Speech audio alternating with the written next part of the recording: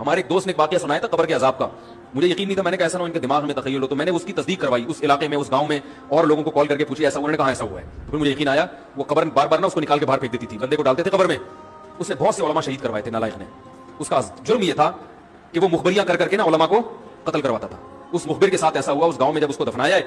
تو چلے اب بات آئی گئی ہے تو پورا واقعہ سنا دوں.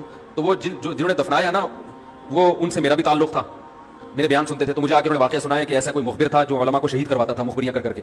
تو جب اس کو دفنایا, کہہ رہے ہیں اس کے والد میرے پاس آئے, ہم لوگ کے پاس آئے. انہوں نے کہا کہ بھائی میں جب صبح جاتا ہوں تو میرے بچے کی جو لاش ہے نا وہ قبر سے باہر پڑی ہوئی ہوتی ہے, تو میں بڑا پریشان ہوں, کیا کروں.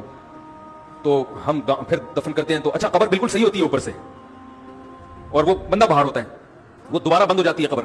تو ہم بڑے پریشان ہیں, کیا کریں. یہ کوئی شخص شرارت کر رہا ہے. تو کہہ رہے ہیں, ہم نے کہا بھائی ہم تو نہیں کر رہے شرارت. کہا تو اگر دوسرا ہم شرارت کوئی کر بھی رہا ہوتا تو قبر کو خود ہی بھی تو ہونا. تو تم, انہوں نے کہا پھر یہ مشورہ انہوں نے ان کو دیا کہ تم ایسا کرو, لڑکا جو قتل ہوا, جو مرا تھا نا, جو قبر میں تھا, جس کی لاش نوجوان تھا, وہ بڑا مخبر آدمی تھا, وہاں کے گاؤں کے لوگوں نے بتایا.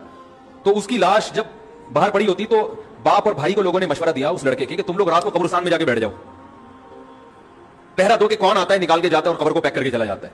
تو وہ صاحب مجھے بتا رہے تھے کہ اگلے دن وہ چیختے ہوئے آئے ہیں, چیختے ہوئے, باپ اور بھائی جو ہے نا.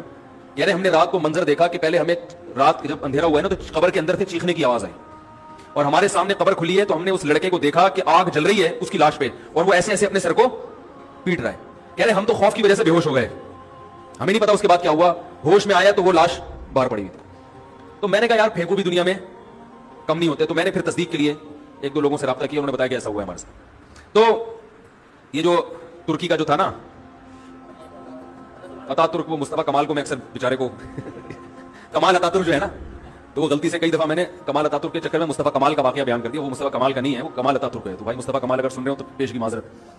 تو کمال اتا ترک کا بھی یہی ہوا ہے, مسلمانوں کا قاتل تھا, علماء کا قاتل تھا. ترکی سے خلافت اسلامیہ کو اس نے ختم کر دیا. بہت یہ جو آج جو کچھ دنیا میں ظلم ہو رہا ہے اس سب کی بنیاد رکھنے والا اتا ترک ہے. خلافت عثمانیہ ہوتی تو نہ کشمیر کا مسئلہ کھڑا ہوتا, نہ بوسنیا کا مسئلہ کھڑا ہوتا. ساری مصیبتیں جو آئی ہیں مسلمانوں کا جو اتحاد ختم ہوا, اس کے ساتھ بھی ایسا ہی ہوا. اس کو جب قبر میں دفنایا, قبر میں باہر پھینک دیا, تو نتیجہ یہی نکلا کہ اس کی قبر زمین کے اوپر ہے. تو وہ جو اس کے فالوورز ہیں وہ کہتے ہیں دیکھو ہمارے حضرت اتنے پہنچے ہوئے ہیں کہ اوپر دفن ہے. تو جو بوڑھے بوڑھے لوگ ہیں نا ترکی کے, وہ آپ کو بتائیں گے کہ یہ محترم کو زمین نے قبول نہیں کیا, نکال کے باہر. تو بعض دفعہ قبر خود بتا دیتی ہے, بعض دفعہ.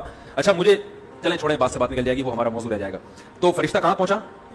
قریب, ہاں واپس چلا گیا تھا فرشتہ, ٹھیک ہے. تو وہ بالکل قریب آ کے واپس چلا گیا. تو ایسا ہوتا ہے بعض دفعہ, ہوتا ہے ایسے